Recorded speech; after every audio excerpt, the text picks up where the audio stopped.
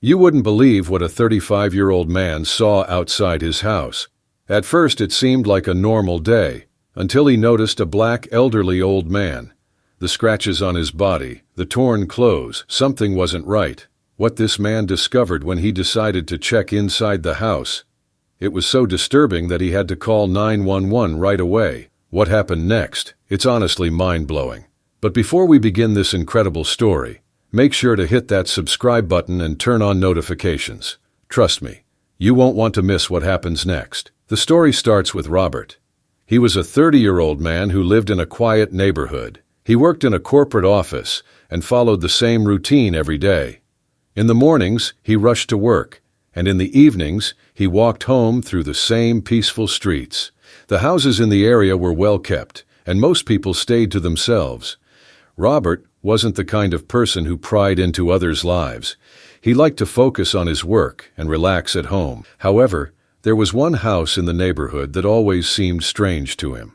The curtains were always closed, and no one seemed to come or go.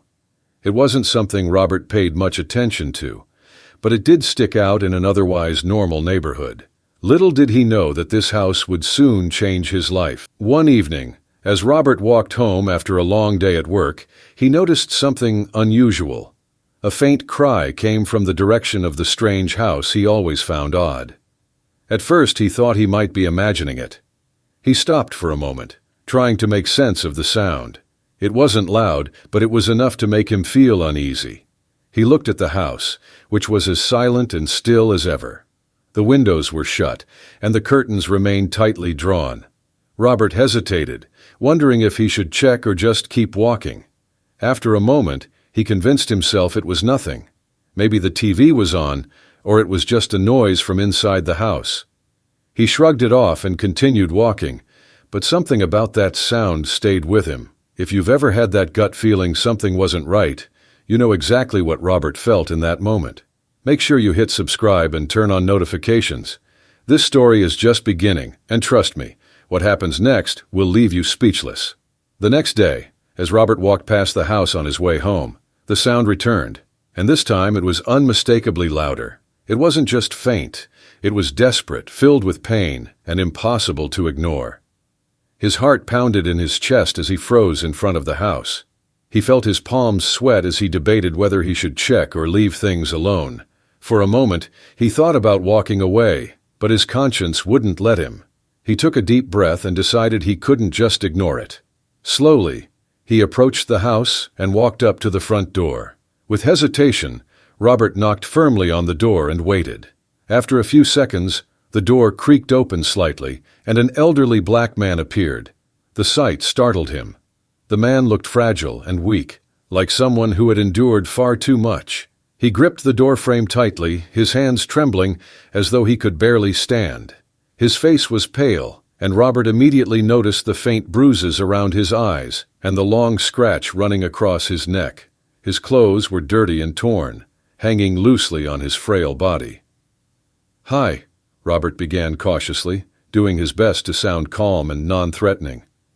"I heard some noises, and I just wanted to check if everything's all right here." The man hesitated for a moment, his lips trembling, as if he was struggling to form words. He glanced over his shoulder nervously, his movements stiff and hesitant, as though someone inside was watching him closely. "It's nothing," the man muttered, his voice barely above a whisper. "Just the TV. Nothing to worry about." But Robert wasn't convinced. The man's eyes were filled with fear, and his voice lacked any conviction. The atmosphere around him felt heavy, oppressive, and deeply unsettling. Just as Robert was about to say something else, the man quickly shut the door, leaving him standing there alone. Robert stared at the closed door, his mind racing. Something about this situation was deeply wrong. He looked back at the house, noticing the tightly shut windows and the thick curtains that allowed no view inside. The air around the house felt different, tense and unwelcoming, unlike any other place in the neighborhood. As Robert walked away, the man's terrified expression stayed with him. He couldn't shake the image of his trembling hands, the bruises on his arms, and the way he glanced nervously over his shoulder. It haunted him. He knew this wasn't his imagination. Something dark and troubling was happening inside that house. Robert resolved to keep an eye on it from now on, promising himself he would act if things escalated. Robert couldn't stop thinking about what he had seen. Each time he walked past the house, the image of the elderly man's fearful expression haunted him. It wasn't just the bruises or the torn clothes. It was the way he glanced over his shoulder like someone expecting danger at any moment. That look wasn't just fear. It was despair. It felt as if the man had already accepted that no one would ever help him. On the second day, Robert approached the house slowly. The air felt heavy, as though the building itself was concealing something terrible. The curtains remained tightly drawn, as they always were, but now they felt more ominous. As he walked closer, the muffled cries returned, louder and more distinct. This time they were followed by a loud thud, as if something had fallen or been thrown. Robert froze, his heart pounding. He debated what to do. The sound didn't seem accidental. It was filled with pain and desperation. Still, doubt crept into his mind. What if it really was just the TV? What if he was imagining things? Yet deep down, he knew that wasn't the case. The man's trembling hands and hollow eyes told him everything he needed to know. Taking a step closer to the house, Robert tried to peer through the windows, but they were filthy, coated with dust and smudges. He couldn't see anything inside. For a moment, he considered knocking again, but fear of making the situation worse held him back. What if the abusers retaliated against the man because of his interference? That night, Robert lay awake, unable to shake the feeling that something terrible was happening in that house. He imagined the elderly man suffering in silence, enduring whatever horrors had left him so bruised and broken. The thought made Robert's stomach churn. He felt an overwhelming sense of guilt for walking away without doing more. The next morning, Robert made a deliberate choice. Instead of passing by quickly, he lingered near the house, pretending to check his phone by the mailbox. He wanted to observe the house without drawing attention to himself. The street was quiet, with no one else around. The house itself seemed eerily still, as if holding its breath. After a few minutes, the door opened slightly.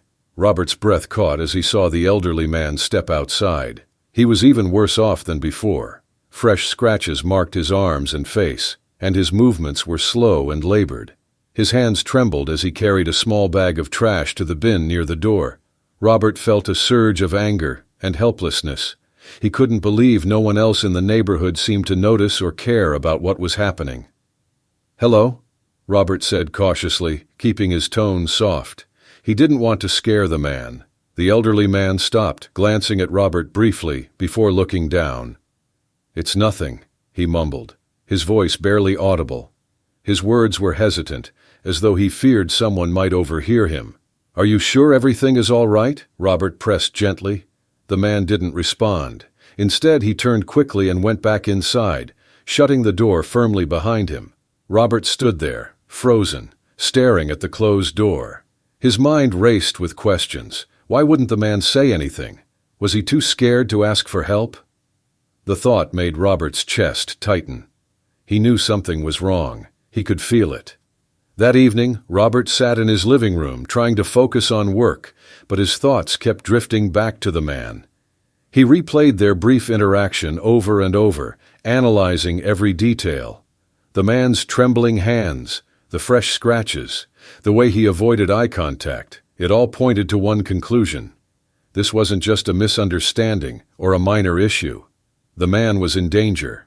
Robert resolved to act. The next time he heard those cries or saw something suspicious, he wouldn't hesitate. He would call the authorities or step in himself if he had to. He couldn't live with himself if he ignored the situation and something terrible happened. The thought of confronting the people inside that house terrified him, but he knew he couldn't stand by and do nothing. The elderly man needed help, and Robert was determined to find a way to give it to him, no matter the risk. The following day, Robert walked past the house again, but this time with a sense of determination. He was no longer just curious. He was genuinely worried. The cries he had heard earlier echoed in his mind. Each time he thought about them, they seemed more urgent, more desperate. As he approached, he noticed something unusual. The front door of the house was slightly ajar. This was strange because the door was always firmly shut whenever he had walked by before. He stopped in his tracks, his heart pounding. Was it just a coincidence, or was it some sort of sign? The door's position, hanging open just enough to reveal darkness inside, unsettled him. It felt like an unspoken invitation, but not a comforting one.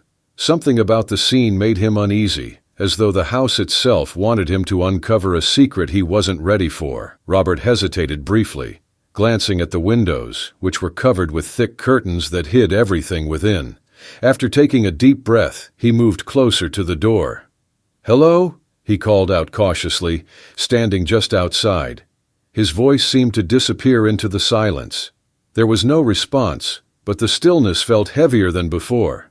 It was as if the house were holding its breath. Curiosity mixed with concern, and Robert stepped inside, pushing the door open further. The house was dimly lit, with heavy curtains covering every window. The air inside felt suffocating, carrying a musty smell that hinted at neglect. It wasn't just the smell of dust and dampness. It was something more, something that made his stomach turn. The living room was a chaotic mess. Old furniture, worn and faded, was scattered around as if someone had stopped caring years ago.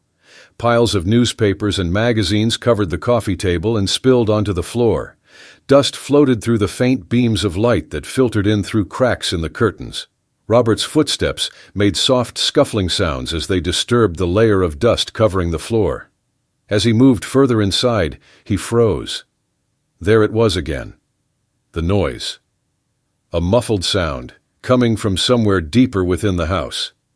It wasn't clear, but it was enough to send a shiver down his spine. His heart began to race as he strained to listen, trying to pinpoint the direction it came from. "Is anyone here?" he called out again, his voice trembling slightly. There was no response, only the faint sound of what seemed like sobs, mixed with occasional whimpers. They were louder now, drawing him toward a hallway at the back of the house. The hallway was dark and narrow. The wallpaper was peeling off the walls in long strips, revealing patches of bare plaster beneath. The wooden floor creaked loudly under his weight, amplifying the eerie silence that surrounded him. He noticed faint marks on the floor, streaks that looked like something heavy had been dragged across it. The sight made him pause, but curiosity pushed him forward. At the end of the hallway, there was a door. Like the front door, it was slightly ajar. Through the narrow gap, Robert thought he saw movement inside, but the dim light made it hard to tell. His breath quickened as he stood frozen for a moment, debating whether to turn back or continue. Every instinct screamed at him to leave, but something stronger kept him rooted in place. He hesitated briefly, then summoned all his courage and reached out to push the door open. But wait, before we continue with what Robert discovered inside that house, take a moment to hit that like button if you believe we should always trust our instincts. The next part of this story, well, it's something that will stay with you for a long time. Robert hesitated for a brief moment before pushing the door fully open. The dim light spilling out revealed a scene he would never forget. In the middle of the room, an elderly black man was kneeling on the floor, his hands bound with a coarse rope. His torn shirt barely hung on his frail frame, exposing bruises and welts that covered his body. His head was bowed, tears streaking down his face as he whimpered softly. Two figures stood over him, a man and a woman, both middle-aged and white. The man, tall and broad, gripped a leather belt in his hand, his knuckles pale with tension. The woman, her voice sharp and filled with disdain, spat insults at the elderly man. "You worthless fool! You can't even follow simple orders," she screamed, her words laced with venom. Before Robert could react, the man raised the belt and brought it down with a loud crack against the servant's back. The sound echoed through the room, making Robert flinch. The elderly man cried out in pain, his entire body trembling, but he didn't resist. It was clear he had endured this many times before. For a moment, Robert stood frozen in shock. His heart pounded in his chest as anger and disbelief coursed through him. This wasn't just an argument or a heated moment. This was deliberate, systematic abuse. He felt a surge of disgust, but also a creeping sense of fear. These people didn't even know he was there, yet the scene unfolding before him made him feel helpless. Summoning his courage, Robert took a step forward. "Stop!" he shouted, his voice shaky but firm. The couple turned toward him, their faces contorted with surprise and anger. The man dropped the belt, taking a threatening step forward. "And who the hell are you?" he demanded, his voice low and menacing. Robert's fists clenched at his sides as he met the man's glare. "I'm someone who's not going to let you get away with this," he said, his voice steadying despite the fear clawing at his insides. The woman sneered. "This is none of your business," she said sharply. "You don't know what's going on here." "I know enough," Robert snapped. "What you're doing is wrong, and it stops now." The elderly man on the floor glanced up at Robert, his tear-filled eyes widening with a mix of fear and hope. It was as if he couldn't believe someone had stepped in to help. Robert reached for his phone, pulling it out of his pocket. "I'm calling the police," he said firmly, his voice louder now. The man lunged forward, but Robert took a quick step back, holding his phone up. "Don't you dare touch me," he warned. "You've already done enough damage." The woman grabbed the man's arm, holding him back. "Let him call," she said coldly. "No one will believe him anyway." Ignoring her, Robert dialed 911. His hands trembled slightly as he explained the situation to the dispatcher, describing the abuse he had witnessed. The dispatcher assured him that officers were on their way, and instructed him to stay on the line until they arrived. The room fell into an uneasy silence. The couple exchanged nervous glances but remained still, their hostility simmering under the surface. Meanwhile, the elderly man remained on the floor, his body trembling as silent tears rolled down his cheeks.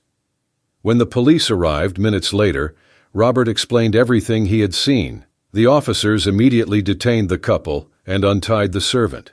One officer carefully documented the man's injuries, taking photographs of the bruises and welts covering his back and arms. The couple attempted to defend their actions, claiming the servant was lazy and disobedient, but their words sounded hollow. The evidence spoke for itself. The elderly man, though visibly shaken, finally found the courage to speak. With Robert by his side, he recounted years of abuse and mistreatment.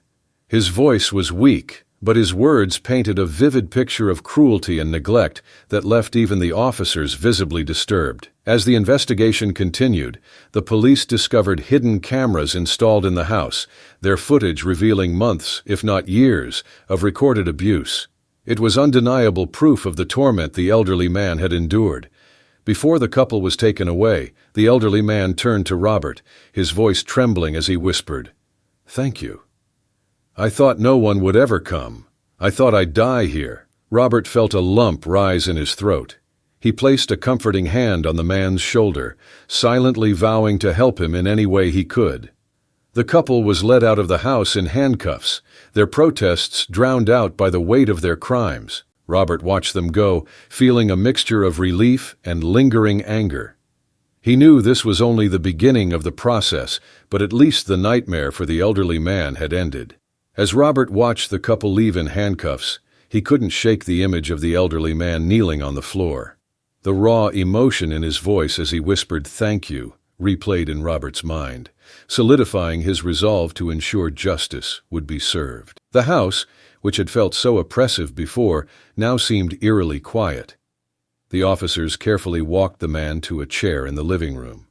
His body shook and he looked frail, but there was a glimmer of hope in his tear-filled eyes.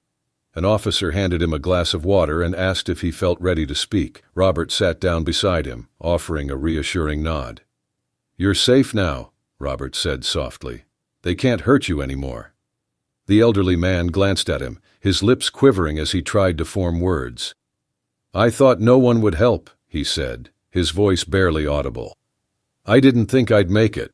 An officer encouraged him to recount his story, and though his voice was weak, the man spoke with determination. He told them about the years of torment he had endured, being yelled at, beaten, and denied basic necessities. He explained how the couple controlled every aspect of his life, treating him like a prisoner rather than a human being. As he spoke, the officers took notes, their expressions growing more somber with each detail. One officer reassured the man that he would be taken to a safe place and receive the medical attention he needed. Meanwhile, another officer approached Robert. "Your quick action probably saved his life," she said. "Most people wouldn't have done what you did." Robert shook his head, his gaze fixed on the elderly man. "I couldn't just walk away," he replied. "No one deserves this."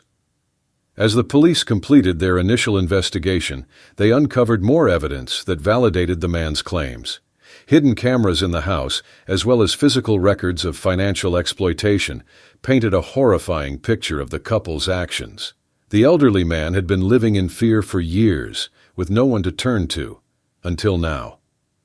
Before the police left, they assured Robert that the couple would face severe charges, including abuse, false imprisonment, and exploitation. They also arranged for the elderly man to be transported to a hospital where he could begin his recovery in safety. As the ambulance arrived to take the man away, he looked at Robert one last time.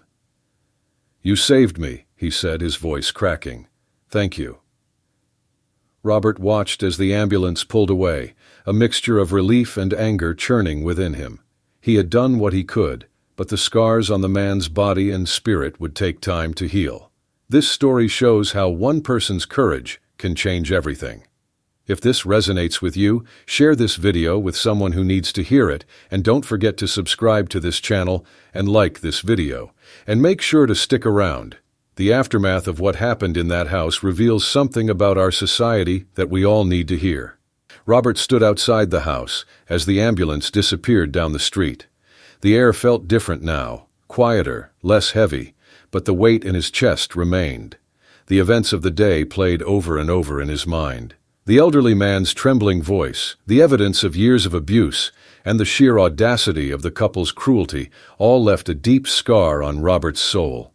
As the police wrapped up their work inside the house, an officer approached Robert. "We'll ensure the victim gets the care he needs," she said. "The charges against the couple are serious. This will be a long process, but the evidence is strong." Robert nodded, appreciating her reassurance but feeling far from satisfied. "He's been through so much," he said quietly. "I can't believe no one saw this earlier. How does something like this happen in plain sight?"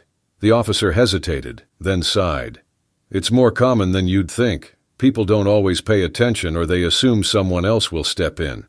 But today, you made sure someone did." The officer's words stayed with Robert as he walked home.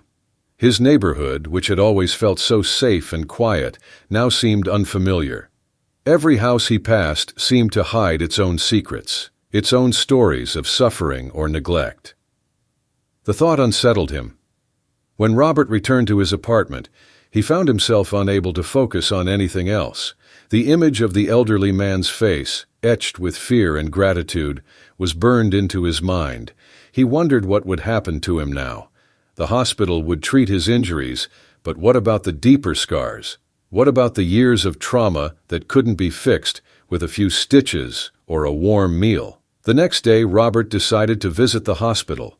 He wanted to check on the man and make sure he was receiving the care he needed. When he arrived, he was directed to a small room in the recovery ward. The elderly man was sitting up in bed, his frail body looking even smaller against the stark white sheets. His face lit up when he saw Robert. "You came," he said, his voice still weak but filled with emotion. Robert pulled up a chair beside the bed. "Of course I did," he replied. "How are you feeling?" The man hesitated, then smiled faintly. "Better," he said. "For the first time in years, I feel safe." They talked for a while, the man slowly opening up about his life before he became a servant for the couple. He had once been a carpenter, proud of his work and his independence. But after losing his home to financial hardship, he had accepted the couple's offer of a place to stay in exchange for work. What began as a temporary arrangement quickly turned into a nightmare of control and abuse. "I didn't think anyone would ever notice," the man admitted. "I thought I'd die in that house and no one would even know I was gone." Robert felt a lump rise in his throat. "You're not alone anymore," he said firmly. "We'll figure this out. You deserve better." Over the next few weeks, Robert made it a point to stay in touch with the man. He helped him connect with social services, ensuring he had access to counseling and housing support. Slowly but surely, the man began to heal, not just physically, but emotionally. The story gained local media attention, and Robert found himself being hailed as a hero. Reporters wanted to hear about his actions, and neighbors who had ignored the signs now praised his bravery. But Robert didn't feel like a hero. "I just did what anyone should do," he told a journalist. "The real tragedy is that it took so long for someone to step in." As the weeks turned into months, Robert and the elderly man, now a close friend, often reflected on the events that had brought them together. The man moved into a small apartment provided by a local charity, and with Robert's encouragement, he began woodworking again. It was a slow process, but each piece he crafted felt like a step toward reclaiming his life. One day, as they sat together in the man's workshop, the elderly man looked at Robert and said, "You gave me my life back. I'll never be able to thank you enough." Robert shook his head. "You had that strength in you all along," he said. "I just gave you the chance to show it." The nightmare the man had endured was over, but Robert knew the fight against cruelty and neglect wasn't. Still, he felt hopeful. In helping one person, he had seen the ripple effect of kindness and courage. It reminded him that change was possible, even in the darkest situations. Robert stood outside the elderly man's new workshop, watching him work with quiet determination. It had been months since the events that had changed both their lives, and the transformation was remarkable. The man, once frail and full of despair, now carried himself with quiet confidence. His hands, though scarred, moved skillfully as he shaped a piece of wood into a beautifully crafted design. "You're a natural," Robert said with a smile as he stepped inside. The elderly man looked up, his eyes filled with gratitude. "I wouldn't be here if it weren't for you," he replied. "You gave me a second chance." Robert shook his head. "You had the strength all along. I just helped you find it." As he left the workshop, Robert reflected on everything that had happened. The journey had been difficult, but it had taught him the power of taking action. Too often, people assume someone else will step in, but that hesitation can cost lives. Robert knew he couldn't change the world alone, but he had seen firsthand how even one act of courage could create ripples of change. He thought back to the elderly man's words. "I thought no one would ever come." Those words haunted him, but they also drove him forward. Robert resolved to remain vigilant, to look out for others who might be suffering in silence. This story isn't just about one man stepping up, it's a reminder to all of us. Too often, people turn a blind eye to suffering, believing it's not their responsibility. But even small actions can save lives. If you see something that doesn't feel right, don't ignore it. You have the power to make a difference. The elderly man's story has a happy ending, but not everyone is so lucky. Stories like his happen far too often, hidden behind closed doors. That's why it's important to stay aware and to act when necessary. Whether it's calling for help, offering support, or simply paying attention, your actions matter. When you choose to care, you create a ripple effect. Someone like Robert can inspire others to look out for those who are vulnerable. Each small action contributes to a bigger movement of kindness and responsibility, showing that no one is truly alone when people stand together. If this story moved you, please like, share, and subscribe to our channel. Your support allows us to continue sharing stories that inspire change. Leave a comment below and let us know. Have you ever stepped in to help someone in need? What would you have done in Robert's shoes? And don't forget to let us know where you're watching from. Together, we can build a community that stands up for those who can't stand up for themselves. Thank you for watching.